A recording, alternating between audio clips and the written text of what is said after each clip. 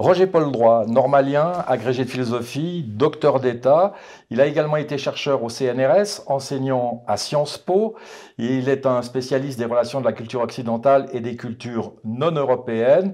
Il est l'auteur d'une quarantaine d'ouvrages remarqués, largement traduits, et notamment chez Albin Michel, Et si Platon revenait, publié en 2018, et Monsieur, je ne vous aime point, Voltaire et Rousseau, une amitié impossible, sorti en 2019 et couronné du prix Montesquieu 2020-2021. Bonjour Roger-Paul Droit. Bonjour.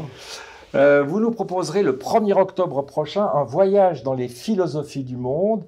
À l'heure de la mondialisation, nous connaissons les cuisines du monde, les traditions, les musiques de nombreux pays. Mais dès qu'on parle de philosophie, alors nous pensons généralement européen, local. Il s'agit d'affaires grecques, européennes, en tout cas occidentales. Voyager, c'est d'abord penser autrement, écrivez-vous. Vous souhaitez donc nous faire voyager. Absolument. Et les vrais voyages, vous savez, ce sont des voyages mentaux, des voyages dans la tête, des déplacements de perspective. Parce que si nous allons simplement déplacer notre corps en allant en Chine, en Inde, au Tibet, à Jérusalem, dans les pays arabes, mais simplement pour changer de cuisine ou de perspective ou de climat, eh bien, nous ne faisons pas de vrais voyages. Je crois beaucoup plus utile de nous déplacer dans notre tête plutôt que de rester avec nos habitudes, qui sont effectivement des habitudes grecques, européennes, occidentales. Et ce que je veux montrer à travers ce voyage, c'est qu'il n'y a pas seulement de la philosophie en Grèce ou en Europe, comme on nous l'a dit, on nous a rabâché cela. Il y a de la philosophie proprement dite, c'est-à-dire un examen des idées, un retour critique sur les outils de la pensée. On trouve cela différemment, bien sûr, mais en Inde, en Chine, au Tibet, dans les pays bouddhistes, au Japon, dans le monde entier, y compris bien évidemment dans les traditions juives et dans la tradition musulmane. Et là, cette idée que la philosophie n'est que grecque, elle est heureusement en train de se fissurer, y compris de manière officielle. Je veux souligner que pour la première fois cette année, 4 auteurs non européens figurent parmi les philosophes du baccalauréat, ceux qui peuvent donner lieu à des études. Il y a Zhuangzi, celui que nous appelions autrefois Chuang Tzu, le grand taoïste, une sorte, à mes yeux, de Nietzsche de la Chine antique, avec une prose absolument extraordinaire, une sorte de sens de la provocation inouïe. Il y a, dans les auteurs aussi maintenant officiels, Nagarjuna, grand logicien bouddhiste, une sorte d'hyper-sceptique, dialecticien redoutable et très intéressant, qui a été commenté au Japon, en Chine, ensuite pendant des siècles. Il y a Maïmonide, le grand médecin juif, diplomate, écrivant à la fois en arabe et en hébreu.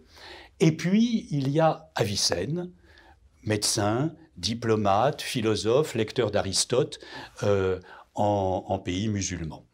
Et voilà, ce sont ces voyages-là qui nous font changer de tête, où je veux accompagner le lecteur, une sorte de guide, un guide aussi simple, accessible et utile que possible. Alors, il y a une chose qui m'a beaucoup frappé dans votre livre, Roger-Paul Droit, c'est la relation que je qualifierais d'intime entre la langue et le monde philosophique.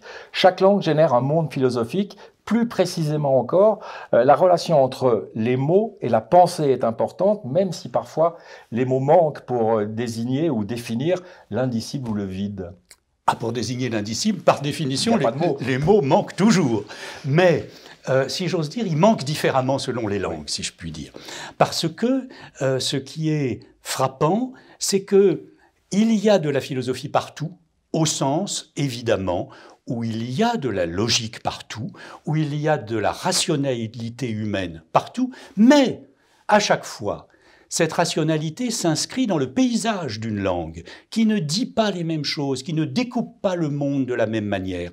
Et puis cette langue, elle est aussi porteuse de culture, de tradition, d'arrière-plan, de philosophique ou spirituel, de croyances, de religion.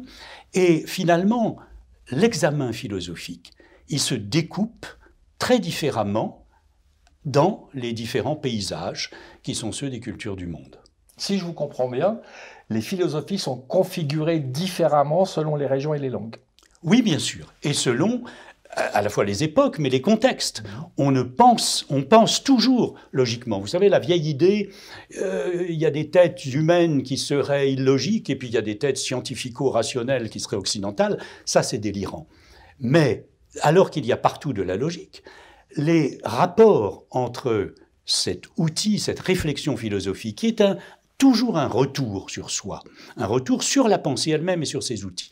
Eh bien, ça n'est pas la même chose lorsqu'on est dans le paysage, par exemple, du temps infini de l'Inde, des cycles des univers et des vies successives, que si l'on est dans le paysage des religions du livre ou celui de la révélation coranique. Il y a à chaque fois, si vous voulez, un outil philosophique qui est plongé dans un contexte et ce qui finalement redéfinit évidemment les relations entre philosophie, spiritualité, sagesse, religion, mysticisme, etc. Alors ce qui est formidable, c'est que vous nous faites littéralement entrer dans la tête des philosophes indiens, chinois, bouddhistes, et quand je dis bouddhistes, ça peut être des bouddhistes indiens, chinois, tibétains ou japonais, mais il y a aussi la tête des philosophes juifs, arabo-musulmans, africains ou américains. J'ai le sentiment que ce que vous nous donnez, c'est une boussole. Oui, pas une encyclopédie. Parce que, bien évidemment, même si je suis un peu fou, je ne suis pas assez fou pour vouloir faire en 350 pages le tour de toutes les doctrines, toutes les pensées, tous les philosophes et toutes les œuvres philosophiques du monde entier. Ce que j'ai voulu, avec l'idée d'entrer dans les têtes, c'est une boussole donc, mais c'est montrer les axes. C'est montrer comment fonctionne culturellement et philosophiquement tel ou tel type de pensée. Et ça, il me semble que c'est plus utile pour les lecteurs que d'aligner des pages d'encyclopédie, essayer d'entrer et d'expliquer de la manière la plus exacte, j'espère, mais aussi la plus simple possible. Alors ça me permet de dire, et il est important de le faire, qu'il n'y a pas besoin d'avoir fait de très hautes études pour pouvoir lire votre livre. Il est tout à fait accessible, extrêmement didactique, et surtout, j'ai envie de dire qu'il aiguise notre curiosité. Vous nous offrez plein de pistes à découvrir. Je l'espère. En tout cas, je me suis efforcé à multiplier ces pistes de pensée, à montrer qu'elles sont philosophiques et intéressantes, mais aussi à donner, pour chaque lecteur, de la manière la plus simple possible, des outils, non seulement de compréhension, mais aussi de suite de choses à lire. Il y a quelques extraits, il y a des repères chronologiques, il y a un glossaire, bien sûr, des mots, il y a ce qu'il ne faut pas oublier, ce qu'il faut retenir de chapitre en chapitre. Il y a aussi des petits encadrés, et puis surtout des bibliographies de textes traduits et disponibles et faciles d'accès, ou bien de livres plus spécialisés pour ceux qui veulent poursuivre leur chemin. Un voyage dans les philosophies du monde, c'est le titre de votre livre. Il paraîtra le 1er octobre. Merci beaucoup, Roger-Paul Droit. Merci à vous.